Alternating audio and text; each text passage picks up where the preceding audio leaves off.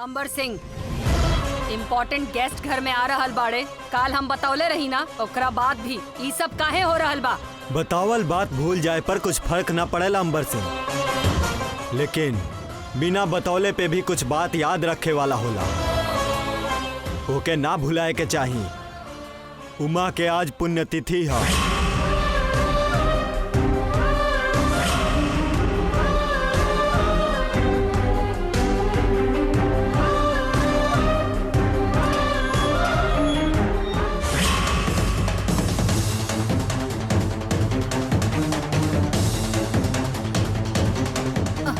का भइल?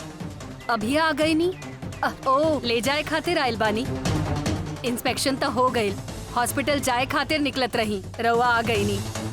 चली।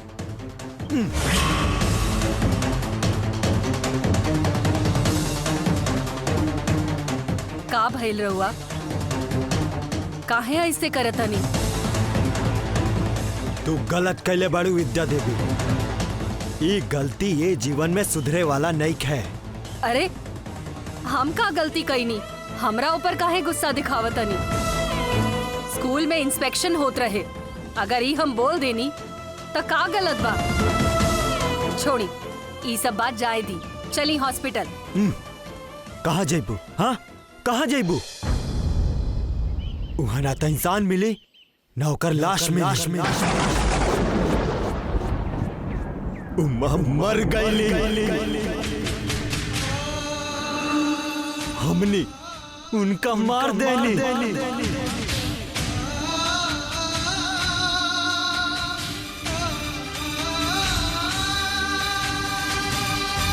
हमके सब कुछ दे के गईली, लेकिन पाप के बोझ के चलते अपना से बदला लेवे खातिर घर खेत सब छीन के रास्ता पर ला देली। वो हमनी के पास सहायता खातिर आई रहली। गांव से भी कोई सहायता ना मिलल। बीवी बच्चा के साथ कुटिया में रहली, खाए खातिर उनका पास अनाज भी ना रहे।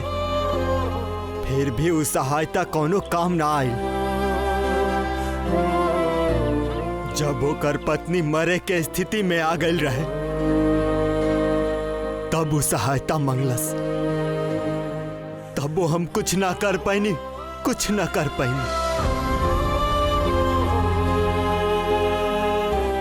उमा के हम मार देनी, केवल उमा के ना उनका भरोसा के भी मार देनी।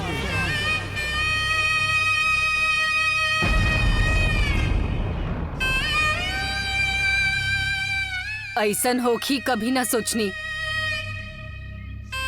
बहुत दुख हो रहल बा। हॉस्पिटल में बाड़ी तो बिल्कुल ठीक हो जाई है हम सोच ले रही, लेकिन ऐसन बुरा हो जाई ना सोच ले रही। एमे हमार का गलती बा बोली? हम तो यही सोचत रही कि स्कूल के इंस्पेक्शन जल्दी से खत्म हो जाए और यही से हम हाथ के कंगन दे ले रही। ऐसन हो जाई हम ना सोच ले रही। हम तो उनकरा खातिर अच्छा ही सोच ले रही। ऐसे ज्यादा का कर सकत रही बताई? बताई हम सिर पटक के पढ़ाई पढ़ाई पढ़ाई काहे कहत रही? अब समझ में आयल ना? बताई हमरा के रहुआ। जगन्नाथ पढ़ल लिखल नहीं खन, ना तो डॉक्टर की बात समझ के तुरंत हल निकलते और उमा के भी बचा ले रहते, लेकिन अनपढ़ भइला से डॉक्टर के बात समझ में ना आयल और वो हमार इंतजार करत रहले। लेकिन ई में हमार का गलती बा बताई? अगर वो अनपढ़ बाड़े तो हमार कौन? चुप हो जा, हो जा, हो जा।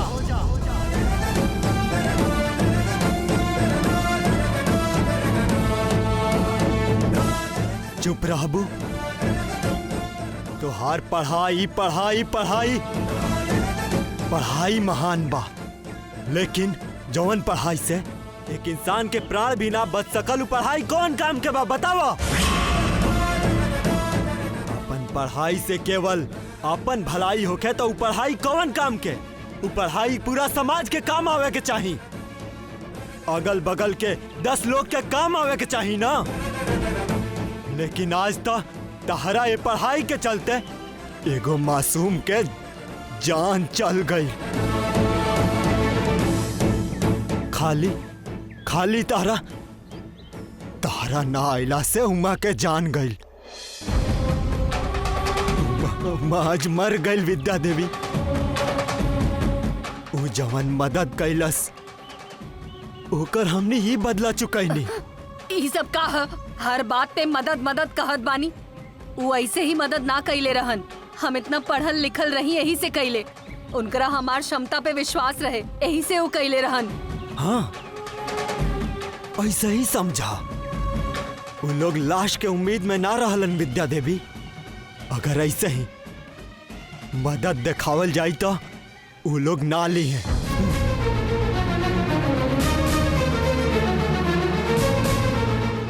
सब लोग के सोच तहरे जैसन होखी ऐसन मत सोचा विद्या देवी। फायदा खातिर मदद लेवे खातिर सब केहू संबंध ना बनावेला। तुझे कैले बाड़ू उ कोनो मामूली पाप नहीं खे।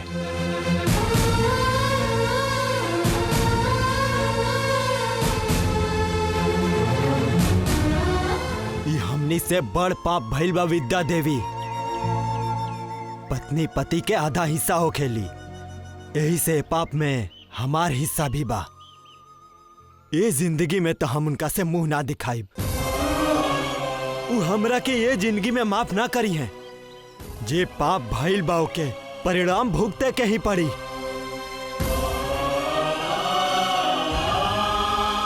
खाली तो के ना हमके भी बराबर सजा मिली विद्या देवी।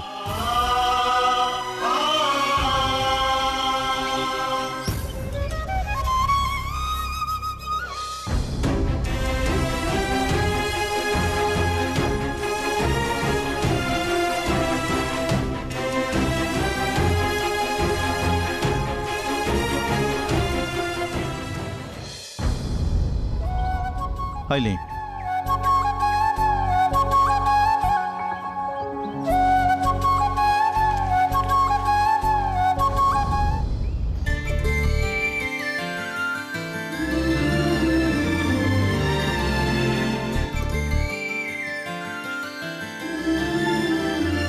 अब बताएं सरस्वती जी, अब कहाँ जाए के बा?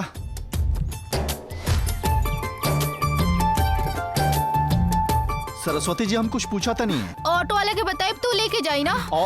ऑटो से काहे जाइब सरस्वती जी? एड्रेस चाहिए कैब बुक करे खातिर। कहाँ जाए के बा बताई।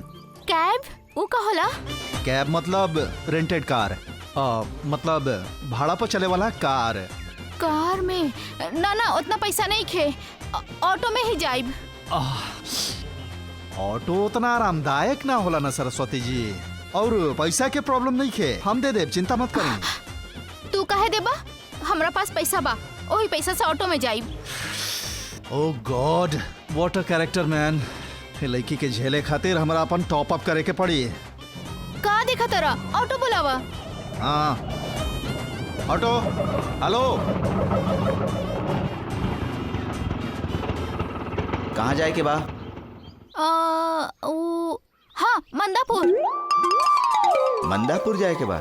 वो कहाँ बा? यही शहर में बा।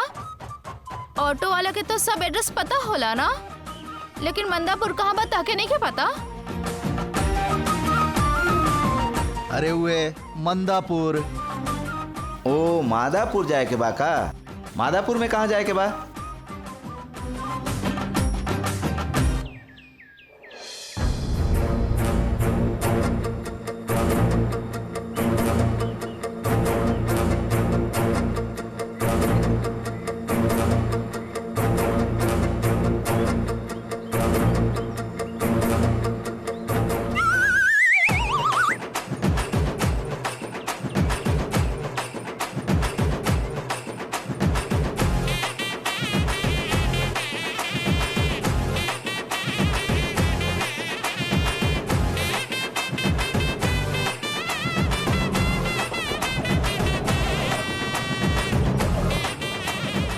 एक है सर, देखे में तो लगत बा कि रउआ दोनों पति पत्नी बानी।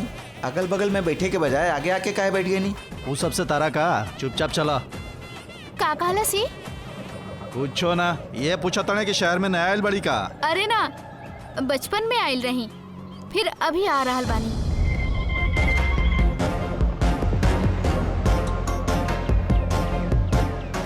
अरे तो हमारे घर के एरिया में जा रहल बा।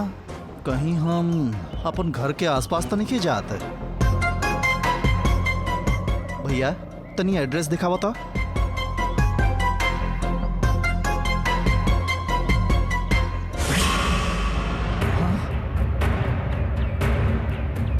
हमारे घर में जाती आ, लेकिन हमार घर में का काम होखी?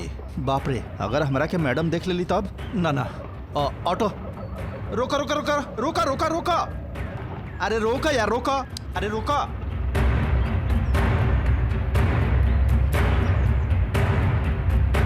अरे इतना काहे चिल्लाता रहा तू? हमनी के सही जगह पहुंच गए नी का? अबे कौन गेस्ट आ रहल बाड़ी दीदी? पता ना, हमरा कैसे पता चली? सासू माँ जोन बोलले बड़ी आंख बंद करके सॉल्व हो जाए के चाहिए। अरे सहरी बाबू, एजा काहे रुकला है?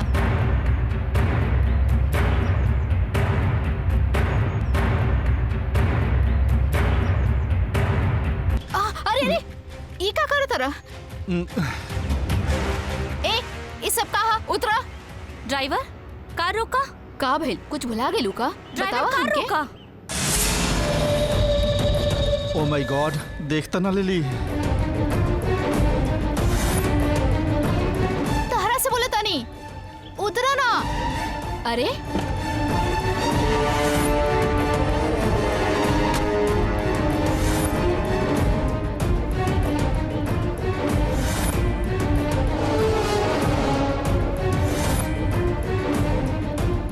पीछे के सीट पे बैठे खातिर नाटक करता रहा ना। चल जल्दी उतरा।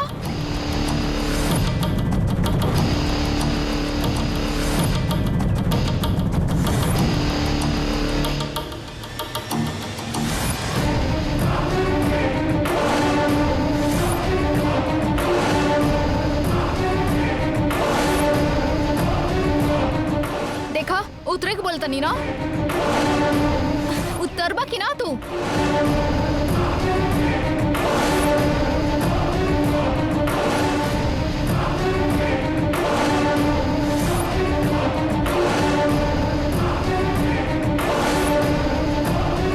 सुना, कुछ हो गई बका ताके? पागल जैसन करत रहा तू। ऑटो एजे काहे रोकला? हमरा यहाँ तनी सा काम बा, तू जाके अपन काम देख के आवा, हम यहीं रहब। तारा भी जोन एड्रेस बना वहाँ बा, वहाँ यहाँ से बस थोड़ा ही दूर पर बा। भैया ये बा ना भैया? इहवे वो मोड़ पार करते आ जाई। तू तो हमरा साथे जाइबा ना, अब बीच में उतरे के बात करत रहा। यहाँ तक आ गई नी ना, हमरा तनी कुछ अर्जेंट काम बा। बता ना सकब, तू समझत का नहीं खू? ओ, ई बात बा। बहुत देर से सीट पे बैठल बड़ा ना, तो केहू के भी बाथरूम आ सकता। हम समझ सकता नहीं। रास्ता सुनसान बा, कहीं भी जाके कर ला तू। कुछ ज्यादा ही समझदार भी है। जा।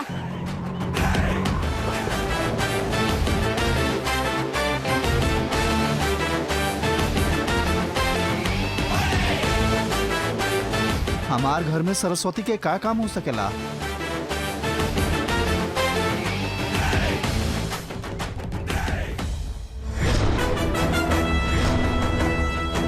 ए विषय पे बात करके हम तंग आ चुकल बानी अंबर सिंह। तू ऐसे मत बोला। रउआ चुपचाप रही दीदी। हम पहले ही बतौले रहनी कि आज के दिन सब कोई घर में अच्छा से रही, लेकिन ना रहल। फॉरेन डेलीगेट्स आ रहल बाड़े, बिजनेस मीटिंग होखे के बा, ई सब समझ में नहीं के आवत। बिजनेस मीटिंग ऐसे उमा के शांति ना मिली। हम ये विषय में कई बार कह चुकल बानी। ई विषय में बार बार बात करके हम तंग आ चुकल बानी। एकरा बारे में और बात करके हम आपन समय खराब करब, ऐसे नहीं खे हो सकत। और ई सब श्राद्ध के पूजा पाठ मंदिर या नदी के किनारे करे के चाहिए। ई सब पूजा घर में करे के का जरूरत बा? और वो भी तब जब इम्पोर्टेंट गेस्ट घर में आ रहल बाड़े, तो वही समय ई सब काम घर में काहे हो रहल बा? काहे ना सब होई। ई सब हमरा दोस्त के त्याग ह, ओकर पत्नी के त्याग ह। वो दोनों बहुत बड़ त्याग कैले बाड़े। अगर हम ई सब भुला जाइब तो भगवान हमके माफ ना करिए। अरुण बाबू, तू ऐसे मत बोला। नहीं तो हम का बोली? केहू के साथ कईल गईल अन्याय के कैसे भूलल जा सकत बा? केहू के कईल अच्छाई के कभी ना भूलल जा सकेला।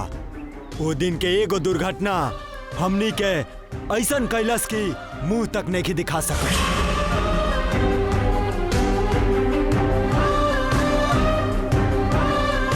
हमनी खातिर यह ठीक होई कि हमनी के उ लोग खातिर सब लोग मिल के उमा के आत्मा के शांति खातिर साल में कम से कम एक दिन पूजा कल जाए, तब बे हमनी के शांति मिली।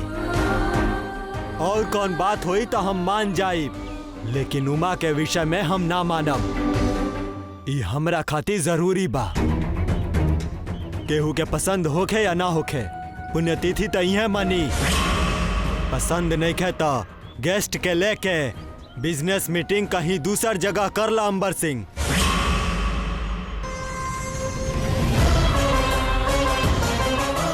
रउआ पूजा शुरू करें। ओम गणानां त्वा गणपतिं हवामहे कविं कवीनामुपमश्रवस्तमं ज्येष्ठराजं ब्रह्मणां ब्रह्मणस्पतिं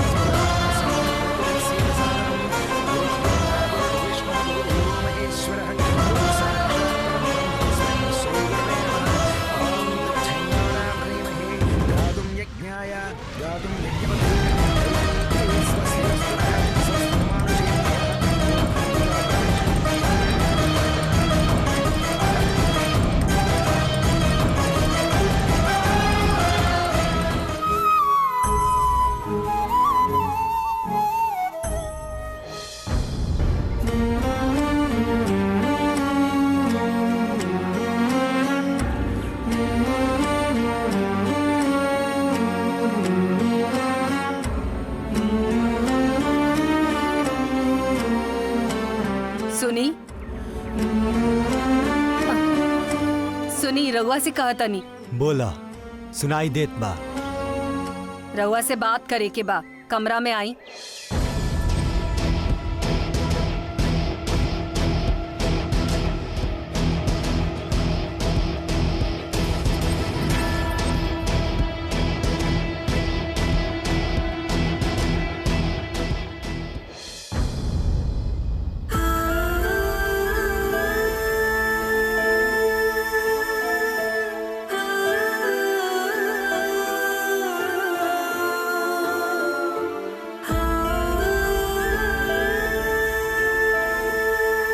उमा के गहना है। विद्या देवी स्कूल के दूसर ब्रांच ओपन कर देले बानी। पैसा मिल गईल बा, यही से गहना छुड़ा के लाइल बानी। हाँ।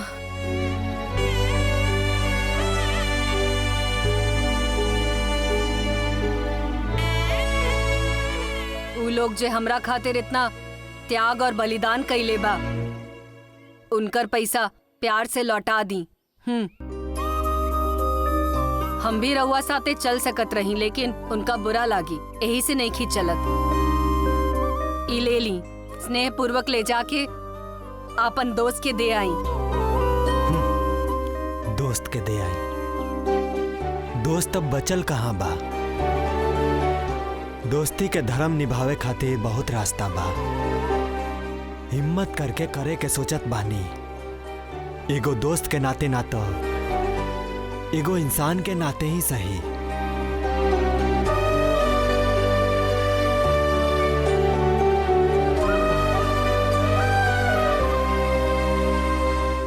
एक मिनट। विद्या देवी स्कूल हमार मेहनत के फल है। ई स्कूल के कर्ता धर्ता सब कुछ हम ही बानी। केहू ए में हिस्सेदार नहीं खे, और एकर श्रेय केहू के हम बिल्कुल ना लेवे देव।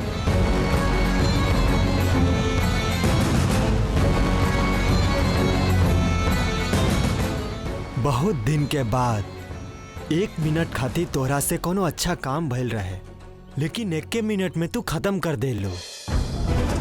सब कुछ के करता धरता हम ही बानी बोल के। विद्या देवी स्कूल जब तक रही, ई एगो आदमी के प्राण के बलिदान के फल ह। ई भी बहुत अच्छा तरह से याद रखिया।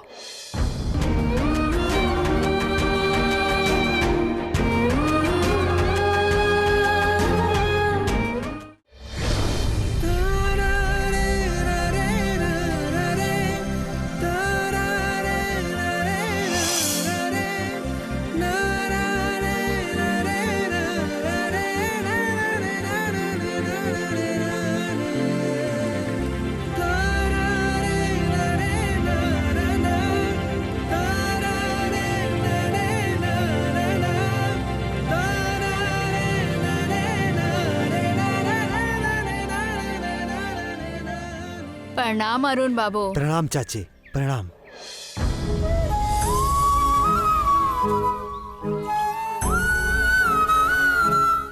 नमस्कार साहब। प्रणाम।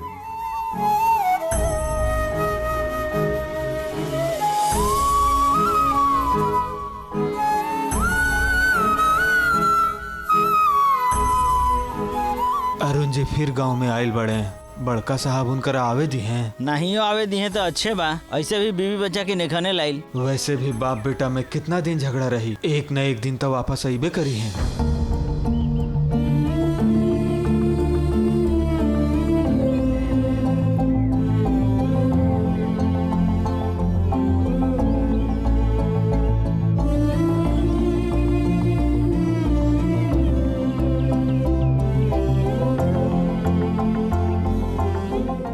प्रणाम मालिक।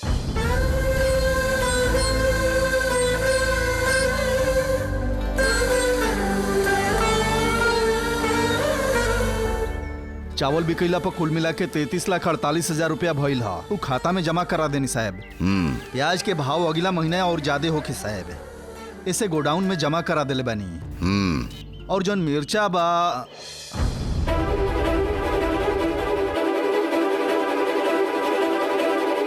साहेब, अरुण बाबू उनकर बात अभी कहाँ से आइल? बात नहीं खेल साहेब, वो खुद आइल बना है।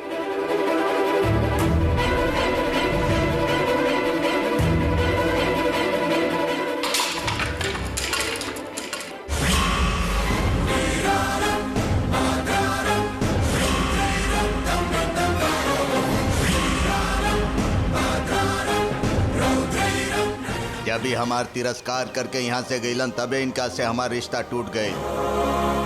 हमार घर पर पहरा ना लगावस बोल दो शास्त्री जी। ये हमार घर है, इनका से कह दो। आवेश में आके बीवी के हाथ पकड़ के घर छोड़ के जाए वाला के वापस आना आसान नहीं खे। अब का कहे आइल बड़े। हमार दरवाजा पर शाम के अगर केहू आ जाए तो हम ओकरा भगाइला ना। का मांगे आइल बाड़े पूछ ल। अगर दान मांगे आइल बाड़े तो हमार नाम से दे के इनका भेज द।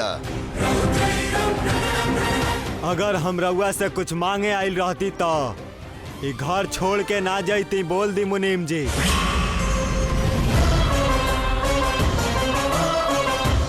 अगर हमरा पर गुस्सा बानी तो ओकर सजा हमरा के दीही। लेकिन हमार दोस्त का गलती कैले बा, हमरा खातिर ओके सजा का है?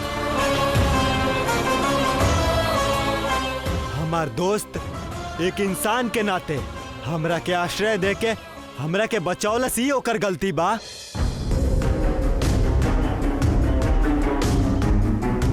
हमार माई जैसन देखभाल कैलस, बाप जैसन हमार रक्षा कैलस, हमार हर तरह से सहायता कैलस। ओकर बीवी गर्भवती रहे तब्बो रउआ ओकर घर दुआर, खेत बाड़ी सब कुछ ओकरा से छीन लेहनी। एक गांव में ओकर केहू सहायता ना कैलस। अपने गांव में अनजान बन के रहे के पड़ा। एक परेशानी में ओकर बीबी मर गईली, बच्चा अनाथ हो गईले, ओकर जीवन नर्क बन के रह गई। ई सब के कारण रउआ बानी पिताजी। रउआ ई काहे पाप कैनी? ये पाप के रउआ कैसे धोअब? बहुत हो गई शास्त्री जी, अब इनका कहा यहाँ से जाए खातिर।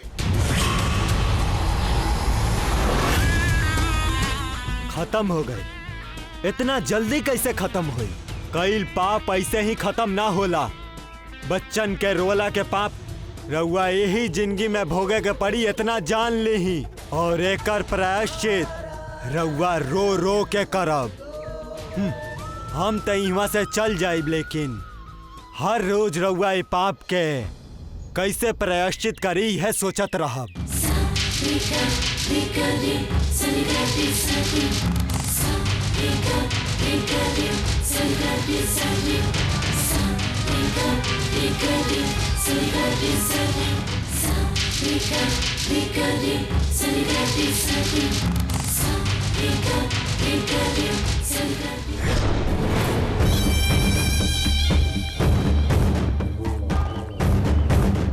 सरसों, ए सरसों।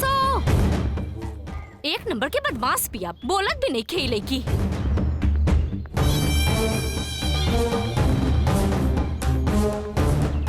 अरे सुनात नहीं खे सरसों।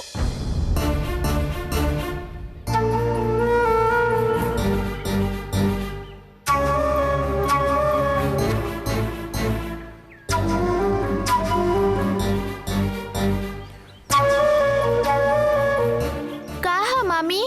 बोलत काहे न रहू? छोटकी के खिलावत रहनी मामी। ओकरा के खिलावत रहू तो काम के करी?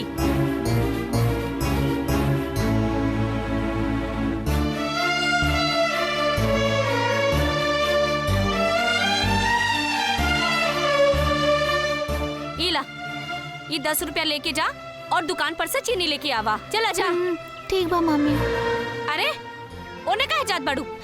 छोटकी के भी साथे लेके जाता नहीं मामी। तका जहाँ जहाँ जेबू ओकरा के अपना संगे लेके जेबू। जा अकेले। एक नंबर के काम चोर बिया, सब काम हम अकेले करी का?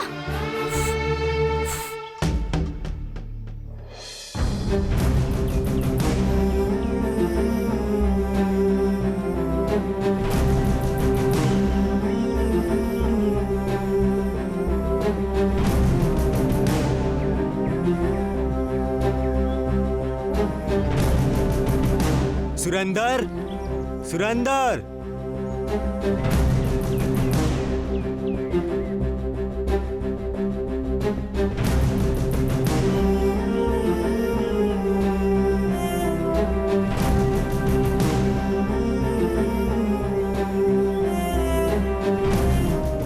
हम हैं अरुण प्रसाद, ईश्वर प्रसाद के बेटा। नाटक खेले खातिर बगल के गांव गइल बाड़े, वो कल तक ना आई हैं। रउआ कौन काम खातिर रह जा आइल बानी? रउआ लोग ठीक त बानी ना? उनका से कोनो काम बा का? एजा अचानक से आ गइल बानी रउआ? तो हार बोलल कुछ गलत नहीं है। हम जवन गलती कैले बानी, खाली हाथे अपन बीबी बच्चन के छोड़ के जगन्नाथ अपना बीबी उमा के गहना बेच के सहायता कैले, लेकिन हम उनका खातिर कुछ भी ना कर पाइले। जब उनकर बीबी अस्पताल में रहली तब्बो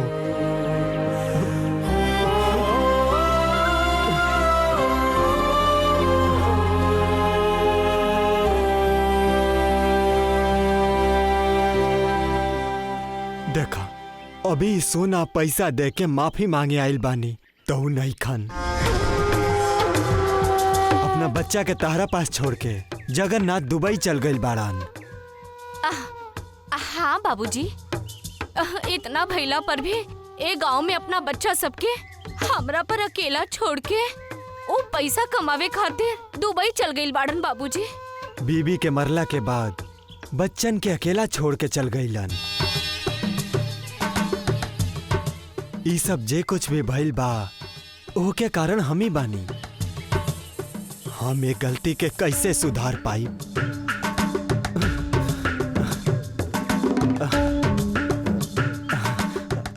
बच्चन के हमरा साथे भेज दा।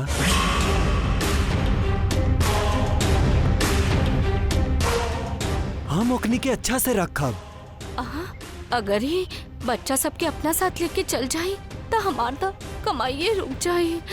कुछ तो हमरा के बहाना बनावे के पड़ी, ऐसा कुछ दिमाग लगावे के पड़ी कि बच्चा सब यही चे रह जाई।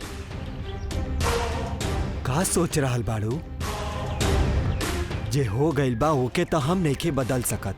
कम से कम उनका बच्चन के पाले के हमरा मौका मिली तो अपन पाप के प्रायश्चित कर पाई। हम विनती करतानी। बोले रहन कि आके बच्चा सबके अपना साथे लेके जइहन। अगर गहना सब भी दे देव ता हम बर्बाद थोड़े ना होके देव। हम तो उहे लोग के पाले पोसे में लगाइब ना। ऊ रउआ के मुंह तक न देखे के चाहत रहलन, तब फिर बच्चा सबके रउआ पास छोड़े खातिर कैसे तैयार हो जइहन? रउआ खुदे सोची ना बाबूजी। तुझे बोलत बाड़ू सही बा। हमरा से जवन अन्याय भइल बा ओकरा बाद ऊ हमार मुंह काहे देखी? सब लोग के गलती सुधारे के एगो मौका मिलेला, लेकिन हमरा तो उनका से क्षमा मांगे के भी मौका ना मिलल। हमरा जिंदगी भर एकर दुख रही। सुरेंद्र आई है तो उनका से कह दिया।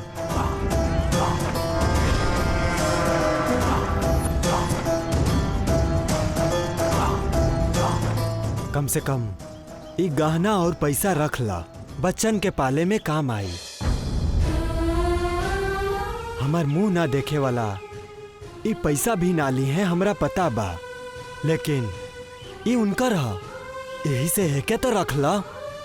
ला पकड़ा। हाँ। हम चलता नहीं।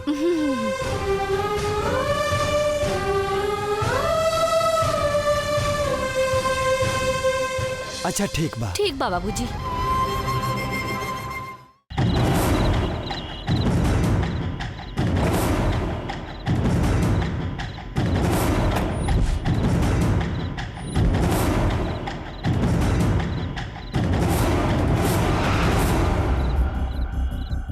ये पैसा हमार, ये सारा गहना हमार बा। लक्ष्मी माता हमार भाग चमका देनी रहुआ। ये सब हमार बा।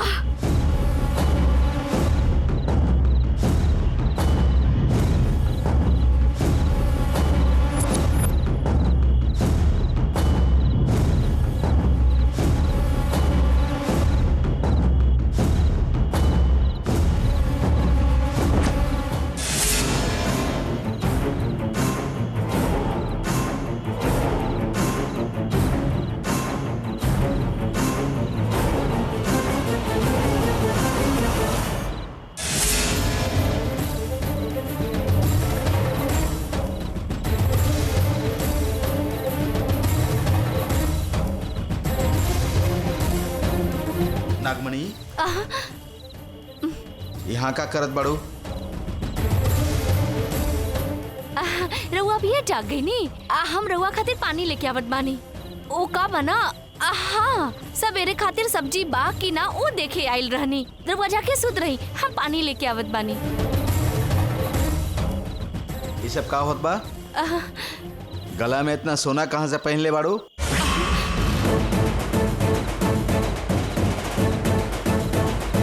कहाँ से मिलल इतना सोना?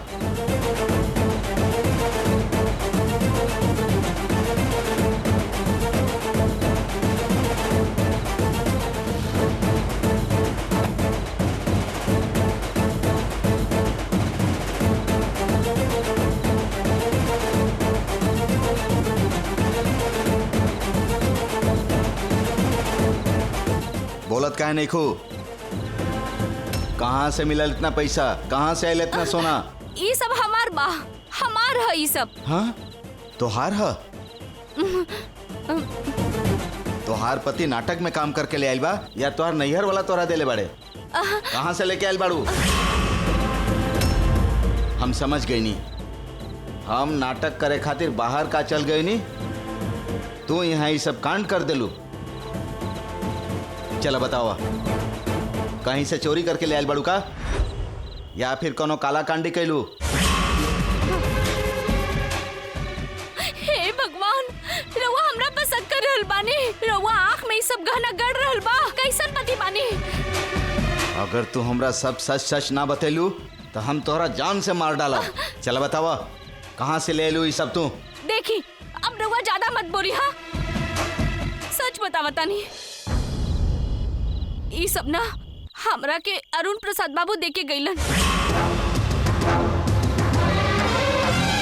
अरुण प्रसाद? ऊ नीच यहाँ काहे आयल रहे? अच्छा, जब वो पैसा तोरा दिलस त काहे ले लू? हमार जीजा जी से सब गहना पैसा लेके चल गई। हमार जीजा जी मुसीबत में होकर सहायता कैलन। आज हमार जीजा जी गांव छोड़ के चल गईलन, हमार भगना भगनी के छोड़ के चल गईलन। उनका वजह से हमार बहन के मौत हो गई और अभी लेके आयल बड़न। ये देके अपन पाप धोवल चाहत बड़न का? वो ये पैसा वैसा छोड़ा, उनकर छाया भी घर पर ना पड़े के चाहिए। ये गहना उतार के रख द, सवेरे जाके उनकर मुंह पर मार के आई। घर पर आई लक्ष्मी के काहे दूध कालत बानी? लक्ष्मी के ऐसे निरादर करत बानी रहुआ? वैसे भी ये सब गहना अपन जीजाजी के ही तो हा। वो हमरा के देलन त हम रख लेनी बस। अभी तक की बच्चन के बाप एक कौड़ी तक न भेजलन, यही से हम सब रख लेनी। वो सब बड़ा हुई तब पैसा कहाँ से आई? वो सबके शादी भी हमें काम आई पैसा, और और इलाज भी हुई। ये पैसा और सोना से हमरा नफरत हो रहा बा, लेकिन का पता हमार जीजा कौन हालत में बाड़न। कितना दिन से हमरा पास एको पैसा निखन भेजले। इतना परेशानी हो रहा बा, बच्चा लोग भी तकलीफ में बाड़े। अगर ये पैसा रख लेनी तो लइकन के पालन पोषण में मदद हुई, लइकन के पढ़ाई लिखाई हो जाई। कहा सोच रहल बानी रहुआ? ये बच्चा सब तो और दीदी के ही है ना? ये पैसा के तू संभाल के रख द, और सोना पहन के घूमे के जरूरत नहीं है। लइका लोग नजर नहीं आवत, कहाँ चल गए सब?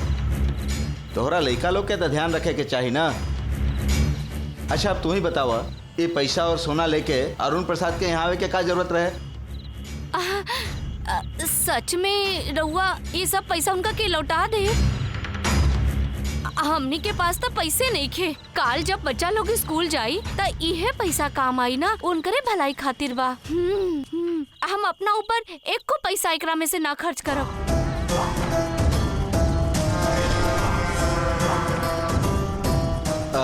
अच्छा ठीक बा, ये पैसा तू संभाल के रखिया। सोना पहन के घूमबू तो नजर लग जाई। ये दोनों संभाल के रख द। ये सब हमरा मालूम बा। रउआ जाई और जाके आराम से सो जाई।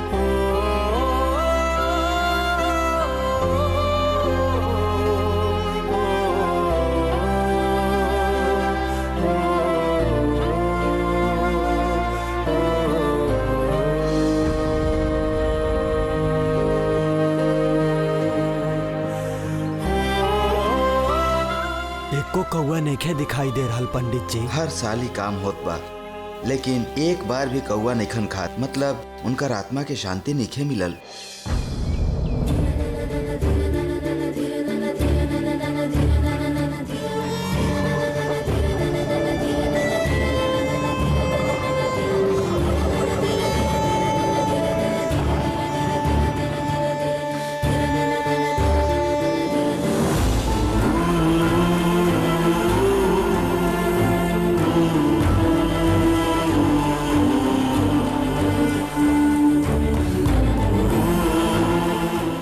से गलती भइल बा उमा। तू हमरा परिवार के मदद कैलू, लेकिन हमार परिवार तहरा पर कितना अत्याचार कैला। तहरा से तहार बच्चन के दूर कर देले। तहार बच्चन पर बहुत अन्याय भइल। एकर हम प्रायश्चित करे के सोचत बानी, लेकिन वो भी हमरा से सही ढंग से नइखे हो पावत। तू तो हमनी के छोड़ के चल गइलू उमा, लेकिन हम जिंदा रह के मरला जैसा नहीं बानी। जिंदा लाश हो गई बानी। जब तक तहरा शांति ना मिली, हमरा भी शांति ना मिली। तहरा आत्मा के शांति खातिर हम कुछ ना कुछ जरूर करब। अभी तू अपना भाई के माफ कर दो उमा।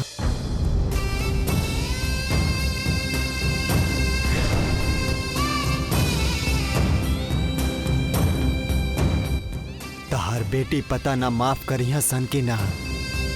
अगर जिंदगी भर हमरा भूल सुधारे में लागी तब वो हम सुधारब। माफ करिया उमा।